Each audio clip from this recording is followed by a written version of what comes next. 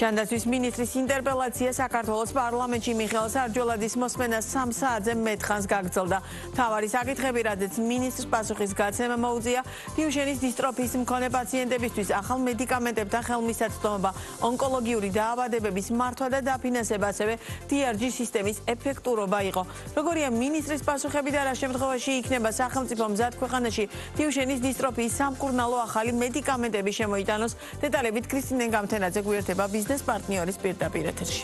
მაია, გამარჯობა. ჯანდაცვის მინისტრს 24 კითხვით საპარლამენტო ოპოზიციამ გახარია საქართველოსთვის მიმართა მიხეილ სარჯოლაძემ ინტერპელაციისას ყველაზე დიდი დრო დიუშენის კუნთოვანი დისტროფიის მქონე პაციენტებისთვის ახალი მედიკამენტების ბაზარზე შესაძლო დაშვებასა და დაფინანსებას დაუთმო, როგორც იცით, მშობლების საჭირო მედიკამენტის შემოტანის მოთხოვნით უკვე რამდენიმე დღეა მთავრობის კანცელარიის წინ აქციას მართავენ. მინისტრმა აღნიშნა, რომ ამ მედიკამენტების ფუნქცია არის ის, რომ გადაავადოს ეტლის საჭიროება, მისივე განმარტებით ეს, რა თქმა უნდა, მნიშვნელოვანი შედეგი იქნებოდა, რომ არ არსებობდეს კითხვები აღნიშნული პრეპარატების ეფექტიანობასა და უსაფრთხოებასთან დაკავშირებით. როგორც სარჯოლაძემ აღნიშნა, ამერიკასა და ევროპაში ამ ეტაპზე რამდენიმე მედიკამენტზე გარკვეული კვლევებია ჩატარებული, მათ შორის არის იმედის მომცემი მედიკამენტებიც, თუმცა მიუხედავად იმისა, რომ ზოგიერთ წამალს აქვს FDA-ის, ასევე EMA-ს, იგივე ევროპის წამლის სააგენტოს პირობითი დაშვებაც, მაინც ფიქსირდება ფატალური შემთხვევები. შესაბამისად, ამ ეტაპზე მიმდინარეობს კვლევა იმასთან დაკავშირებით,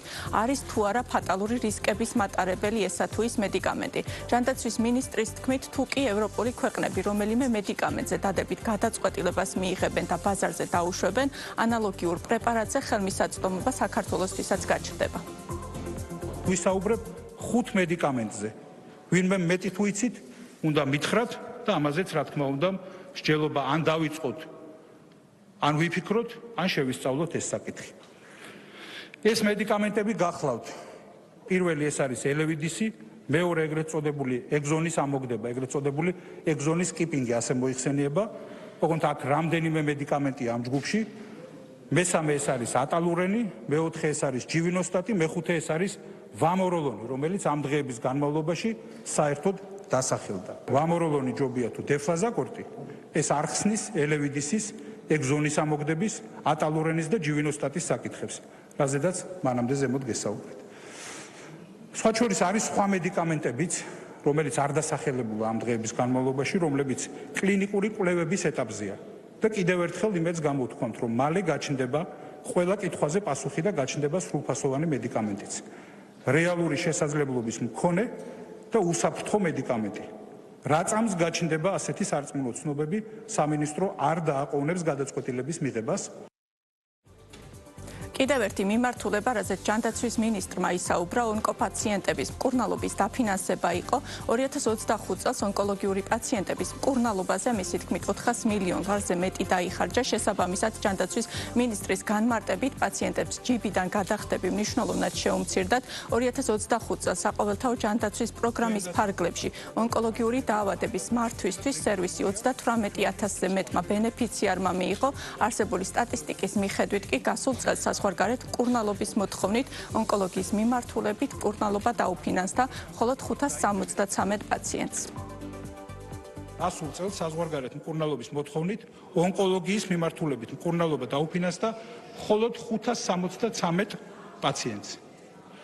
თბილისის მერიის მიერ დაფინანსდა 127 ონკოპაციენტის მკურნალობა, შეიძლება ოღონდ ამ შემთხვევაში იყოს დუბლირებები, ანუ უნიკალური პაციენტები ნამდვილად არ დაგვიდარებია.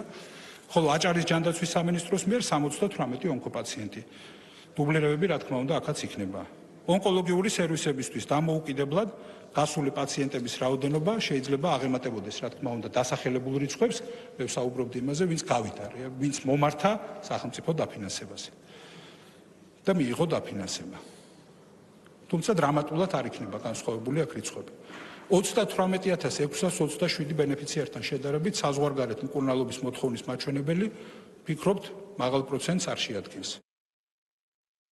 საუბარი შეეხო კლინიკებში DRG სისტემის დანერგვის შედეგებსა და ეფექტიანობასაც მინისტრის თქმით კვლევებით დასტურდება, რომ DRG-ს დანერგვის ფონზე კლინიკებში პაციენტის თანაგადახდა შემცირებულია, დაწესდა თანაგადახდის 500, 1000 და 1500 ლარიანი ზედაზღვარი, ამასთან მიხეილ სარჯოლაძის განმარტებით DRG-ს დანერგვის შემდეგ მასში გარკვეული ცვლილებებით შევიდა, მაგალითად VIP პალატების მოთხოვნაზე თანაგადახდის შესაძლებლობა და ექიმის შერჩევის შესაძლებლობა რამდენიმე კლინიკაში უკვე გაჩნდა.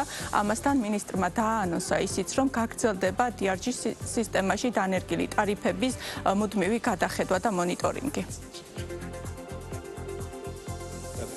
DRG დასანერგად გატარებული რეფორმის დადებითი შედეგია ისიც, რომ პაციენტს შეუმცირდა ჯიბიდან გადასახდელი თანხა. ლიმიტები დადგინდა მაქსიმალური, დაწესდა თანაგადახდის ზედაზღვარი და ეს გახლავთ 500, 1000 და 1500 ლარი. შესაბამისი ბენეფიციარებისთვის, ეს სტატუსიდან გამომდინარე. შედეგად სამედიცინო სერვისებზე პაციენტის თანაგადახდა, ეს კვლევებით არის დადასტურებული უდაოდ, პაციენტების თანაგადახდა საშუალოდ 27%-დან 12%-მდე შემცირდა. დღესვე აღინიშნა ისიც, რომ 7500-ზე მეტ მედიკამენტზე ამ დროისთვის რეფერენტული ფასებია დაწესებული, რაც ნიშნავს იმას, რომ განსაზღვრულია ზედაზღვარი, რომელზეც ძვირადაც ამ წამლების რეალიზაცია დაუშვებელია.